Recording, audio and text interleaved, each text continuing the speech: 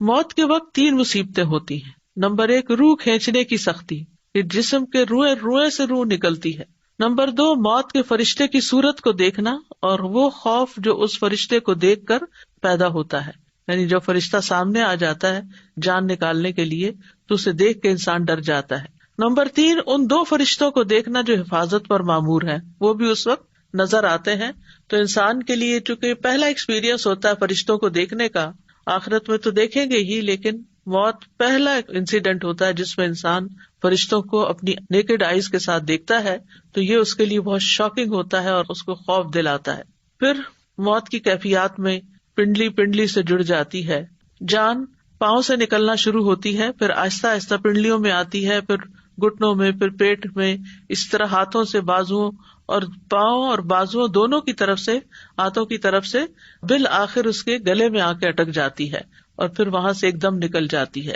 فلولا اذا بلغت الحلقوم وانتم حينئذ تنظرون ونحن اقرب اليه منكم ولكن لا تبصرون فلولا ان كنتم غير مدينين ترجعونها ان كنتم صادقين. پھر ایسا کیوں نہیں ہوتا کہ جب جان ہنسلی کو پہنچ جاتی ہے اور اس وقت تم دیکھ رہے ہوتے ہو، اور ہم اس وقت تم سے بھی زیادہ اس جان کے نزدیک ہوتے ہیں لیکن تم دیکھ نہیں سکتے. پھر اگر تم کسی کے محکوم نہیں، یعنی کسی کا تم پہ حکم نہیں چلتا، تم اپنی مرضی کے خود ہی مالک ہو، اگر تم اپنی بات میں سچے ہو تو اس جان کو لوٹا کیوں نہیں لیتے؟ یعنی اگر تمہاری قابلیت اتنی زیادہ ہے اور اپنے آپ کو بڑی چیز سمجھتے ہو تو پھر اپنی روح کو واپس لے آؤ، دوبارہ زندہ ہو جاؤ. لیکن یہ تمہارے بس کی بات نہیں. پھر یہ بھی یاد رہے کہ موت کے وقت فرشتے آتے ہیں جان نکالنے کے لیے. جان ایسے نہیں کہ اڑ کے کہیں چلی جاتی روح ہماری، بلکہ باقاعدہ فرشتے اس کو وصول کرتے ہیں. قرآن مجید میں آتا ہے، کاش تم دیکھتے ظالم لوگ موت کی سختیوں میں جب ہوتے ہیں اور فرشتے اپنے ہاتھ پھیلائے ہوئے ہوتے ہیں، کہتے ہیں نکالو اپنی جانیں، آج تمہیں ذلت کا عذاب دیا جائے گا اس کے بدلے جو تم اللہ پر ناحق باتیں کہتے تھے اور تم اس کی آیات سے تکبر کرتے تھے. پھر اسی طرح یہ ہے کہ کسی کی بھی موت کی خبر سنتے ہیں تو انسان گھبرا اٹھتا ہے، اس کا دل چھوٹا ہوتا ہے، لیکن انسان اس سے بچ نہیں سکتا. موت کا وقت ایک تکلیف کا وقت ہے. شداد بن اوس کہتے ہیں کہ موت دنیا اور آخرت میں مومنوں پر بہت ہولناک مصیبت ہے. موت آریوں کے چیرنے سے بھی زیادہ سخت ہے، کہ جیسے کسی کا جسم کاٹا جا رہا ہو. کینچیوں کے کاٹنے سے بھی زیادہ شدید ہے. ہانڈیوں میں کسی چیز کے جوش کھانے سے بھی زیادہ سخت ہے. اگر کسی آدمی کو دوبارہ زندہ کیا جائے پھر وہ دنیا والوں کو موت کی تکلیف کے بارے میں بتا دے تو لوگ اپنی زندگیوں سے فائدہ نہ اٹھا سکیں اور نہ نیند کی لذت حاصل کر سکیں.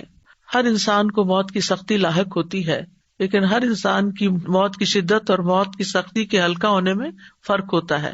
اور اکثر ایسا ہوتا ہے کہ مومنوں پہ یہ سختیاں ہلکی ہوتی ہیں، کافروں پر شدید ہوتی ہیں. انبیاء کے لیے موت کی سختیوں کو بڑھا دیا جاتا ہے تاکہ ان کے لیے ان کا اجر بڑھایا جا سکے. پرہیزگاروں اور بدبختوں اور نیک اور برے آدمی کے درمیان موت کے وقت فرق ہوتا ہے. ہم کہتے ہیں کہ یہ دونوں برابر نہیں ہیں. کافر اور فاجر اور موت کی سختی بہت زیادہ جھیلتے ہیں، جبکہ مومن پہ اتنی سختی نہیں ہوتی.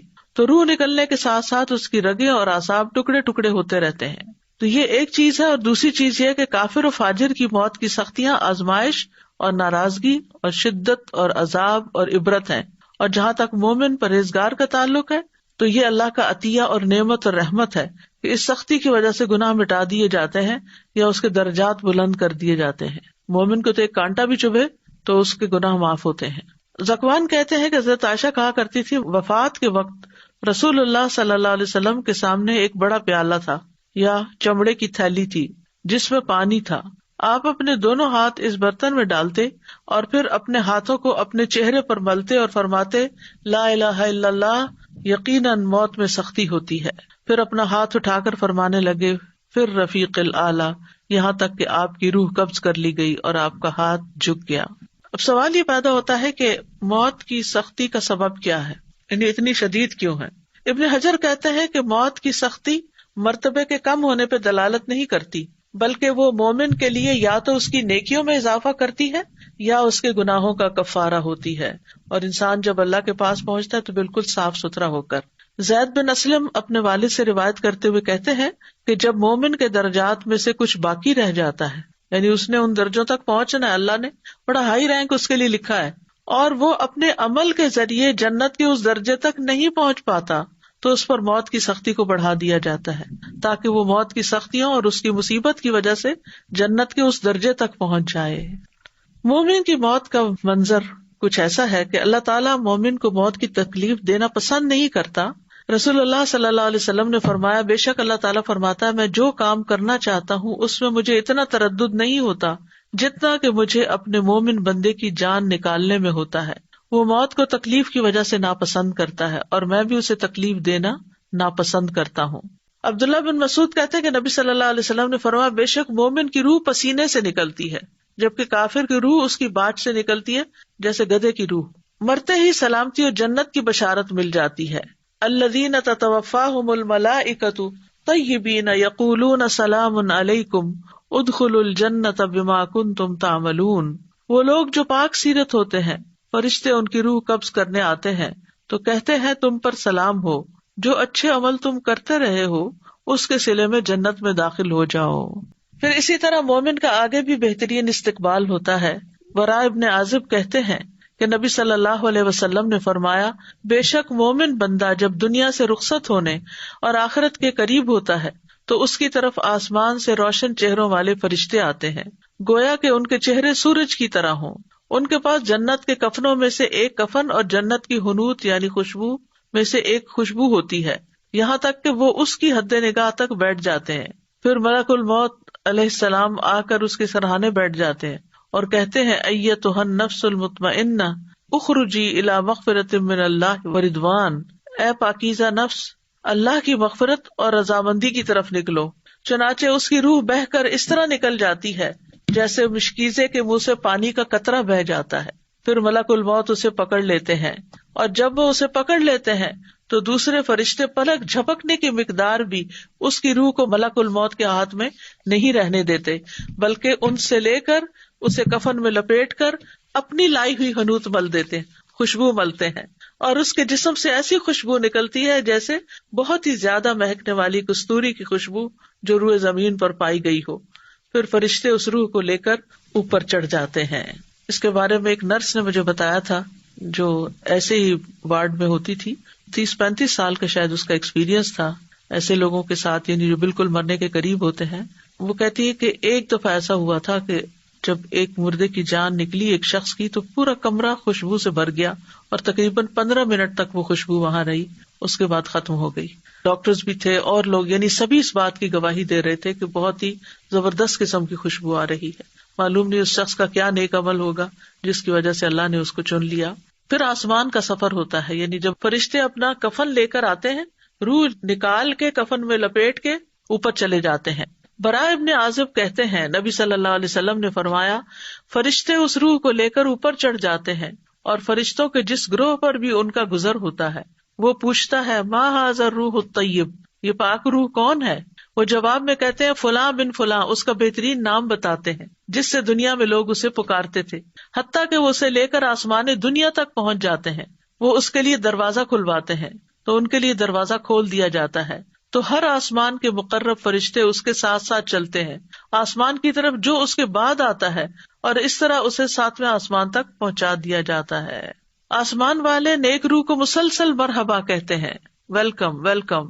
ابو ہریرہ سے مروی ہے کہ نبی صلی اللہ علیہ وسلم نے فرمایا، فرشتے مومن کی روح کو آسمان کی طرف چڑھا لے جاتے ہیں، پھر اس کے لیے آسمان کا دروازہ کھلتا ہے، پوچھا جاتا ہے یہ کون ہے؟ کہا جاتا ہے فلاں شخص ہے۔ وہ کہتے ہیں، پاک نفس کو جو پاک بدن میں تھی، داخل ہو جاؤ اے قابل تعریف، اور خوش ہو جاؤ اللہ کی رحمت اور خوشبو سے اور اس رب سے جو تجھ پر ناراض نہیں۔ بلا شبہ برابر اسے یہی کہا جاتا ہے، یہاں تک کہ روح آسمان تک پہنچ جاتی ہے جہاں اللہ عز و جل ہے۔ کیا مقام ہے، کیا درجہ ہے۔ پھر جسم جو ہوتا ہے وہ قبر میں دفنا دیا جاتا ہے، روح کو آسمان سے پھر حساب کتاب کے لیے دوبارہ قبر تک لایا جاتا ہے، ایک دفعہ وہاں پہنچ کے پھر وہ زمین پر آتی ہے۔ براء ابن عازب کہتے ہیں، نبی صلی اللہ علیہ وسلم نے فرمایا، جب روح کو 7ویں آسمان تک لے جایا جاتا ہے تو اللہ عز و جل فرماتا ہے، میرے بندے کا نام اعمال علیین میں لکھ دو اور اسے واپس زمین کی طرف لے جاؤ، کیونکہ میں نے اپنے بندوں کو زمین کی مٹی سے پیدا کیا، اسی میں لوٹاؤں گا اور اسی سے دوبارہ نکالوں گا۔ چنانچہ اس کی روح جسم میں واپس لوٹا دی جاتی ہے۔ شہید کی روح جو ہے وہ جنت کے باغوں میں کھاتی پیتی رہتی ہے۔ مومن میت کا جلد قبر کی طرف جانے کی خواہش کرنا. ابو سعید خدری کہتے ہیں کہ نبی صلی اللہ علیہ وسلم فرمایا کرتے تھے کہ جب جنازہ رکھا جاتا ہے پھر لوگ اسے کاندھوں پر اٹھاتے ہیں، اس وقت اگر مرنے والا نیک ہوتا ہے تو کہتا ہے قدمونی قدمونی، مجھے جلدی لے چلو، مجھے جلدی لے چلو، یعنی مجھے میرے انجام تک پہنچاؤ. دفنائے جانے کے بعد بھی باہر والوں کے قدموں کی چاپ سنتی ہے میت. انس رضی اللہ عنہ سے روایت ہے کہ نبی صلی اللہ علیہ وسلم نے فرمایا، آدمی جب قبر میں رکھا جاتا ہے اور دفن کر کے اس کے ساتھی پیٹھ موڑ کر رخصت ہوتے ہیں تو وہ ان کے جوتوں کی آواز بھی سنتا ہے، کیونکہ بائی دیٹ ٹائم روح واپس آ چکی ہوتی ہے. قبر کی زندگی، قبر آخرت کی منزلوں میں سے سب سے پہلی منزل ہے. حضرت عثمان سے روایت ہے کہ رسول اللہ صلی اللہ علیہ وسلم نے فرمایا، قبر آخرت کی پہلی منزل ہے، اگر وہاں نجات مل گئی تو اس کے بعد سارے مراحل آسان ہو جائیں گی، اور اگر وہاں نجات نہ ملی تو اس کے بعد سارے مراحل دشوار ہو جائیں گے.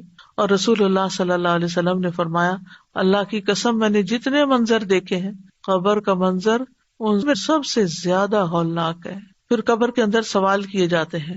مرنے والا کہتا ہے مجھے چھوڑ دو، میں نماز پڑھ لوں.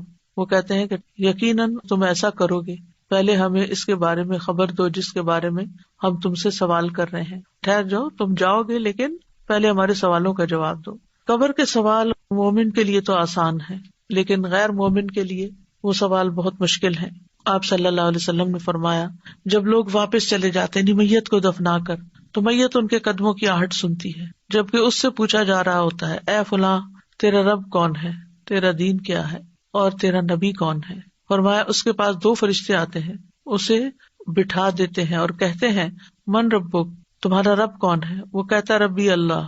پھر پوچھتے ہیں، ما دینک، تمہارا دین کیا ہے؟ وہ کہتا ہے دین الاسلام، میرا دین اسلام ہے. وہ پوچھتے ہیں، ما ھذا الرجل الذی بعث فیکم، یہ کون آدمی ہے جو تمہیں مبعوث کیا گیا تھا؟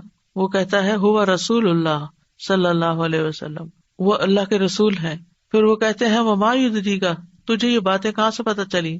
قرأت کتاب اللہ، وہ کہتا ہے میں نے اللہ کی کتاب پڑھی، وآمنت بہ، اس پر ایمان لایا، یعنی پڑھ لکھ کر اس نے ایمان قبول کیا. یہ کتنا ضروری ہے پڑھنا لکھنا، کتنا ضروری ہے سوچ سمجھ کے زندگی بسر کرنا. یہی سوال جواب اللہ کے اس فرمان کے مصداق ہیں، یثبت اللہ الذین آمنوا، اللہ ایمان والوں کو ثابت قدمی عطا کرے گا. فرمایا پھر آسمان سے منادی کرنے والا آواز لگاتا ہے، قد صدق عبدی فافرشوہ من الجنہ وافتحوا لہ بابا الی الجنہ والبسوہ من الجنہ، تحقیق میرے بندے نے سچ کہا، اسے جنت کا بستر بچھا دو، اس کو جنت کا لباس پہنا دو، اس کے لیے جنت کی طرف سے دروازہ کھول دو. قبر میں نیک اعمال مومن کی حفاظت کرتے ہیں. ابو ہریرہ کہتے ہیں کہ نبی صلی اللہ علیہ وسلم نے فرمایا، میت کو جب اس کی قبر میں رکھ دیا جاتا ہے تو وہ ان کے پلٹ جانے کے وقت ان کی جوتوں کی آواز سنتے ہیں. اگر وہ مومن ہوتا ہے تو نماز اس کے سرہانے ہوتی ہے، روزہ اس کے دائیں جانب ہوتا ہے، زکوٰۃ اس کی بائیں جانب ہوتی ہے، دیگر نیک کام، صدقہ، صلہ رحمی، نیکی اور لوگوں سے احسان اس کے پاؤں کی طرف آ جاتے ہیں. اگر اس کے سرہانے کی طرف سے آ جاتا تو نماز کہتی ہے میری طرف سے آنے کا راستہ نہیں. پھر اس کے دائیں جانب سے آ جاتا ہے تو روزہ کہتا ہے میری طرف سے آنے کا راستہ نہیں. پھر اس کے بائیں جانب سے آ جاتا ہے تو زکوٰۃ کہتی ہے میری طرف سے آنے کا راستہ نہیں. پھر اس کے دونوں پاؤں کی طرف سے آ جاتا ہے. پھر نیک اعمال، صدقہ، صلہ رحمی، نیکی اور لوگوں سے اچھا سلوک کہتے ہیں کہ میری طرف سے آنے کا راستہ نہیں، یعنی وہاں سے وہ گزرنے نہیں دیتے کسی بھی عذاب یا کسی بھی بلا کو. طبرانی کی روایت میں ہے، آدمی کے پاس اس کی قبر میں آیا جاتا ہے، پھر جب اس کے سرہانے کی جانب آیا جاتا ہے تو اس کو قرآن کی تلاوت دھکیل دیتی ہے. جب اس کے دونوں ہاتھوں کی طرف آیا جاتا ہے تو اس کو صدقہ دھکیل دیتا ہے، کیونکہ ہاتھ سے انسان صدقہ کرتا رہا تھا. اور جب اس کے پاؤں کی جانب آیا جاتا ہے تو اس کا مسجدوں کی طرف نکلنا جانا اس عذاب کو دھکیل دیتا ہے. نیک اعمال قبر کی تنہائی دور کر دیتے ہیں. براء ابن عازب کی روایت ہے، نبی صلی اللہ علیہ وسلم نے فرمایا، قبر میں مومن کے پاس ایک خوبصورت لباس اور انتہائی عمدہ خوشبو والا ایک آدمی آتا ہے اور اسے کہتا ہے، ابشر، خوشخبری پاؤ جو تمہیں خوش کرے گی، یہ وہی دن ہے جس کا تم سے وعدہ کیا جاتا تھا. وہ اس سے پوچھتا ہے، تم کون ہو؟ تمہارا چہرہ ہی خیر کا پتہ بتا رہا ہے. وہ جواب دیتا ہے، انا عملک الصالح، میں تمہارا نیک عمل ہوں. اس پر وہ کہتا ہے، میرے رب قیامت ابھی قائم کر دے تاکہ میں اپنے گھر والوں اور مال میں واپس لوٹ جاؤں. تو نیک اعمال جو اخلاص کے ساتھ کیے ہوئے ہوں کتنے ضروری ہیں، وہی ساتھ جانے ہیں. باقی تو آل اولاد اور مال جو ہے وہ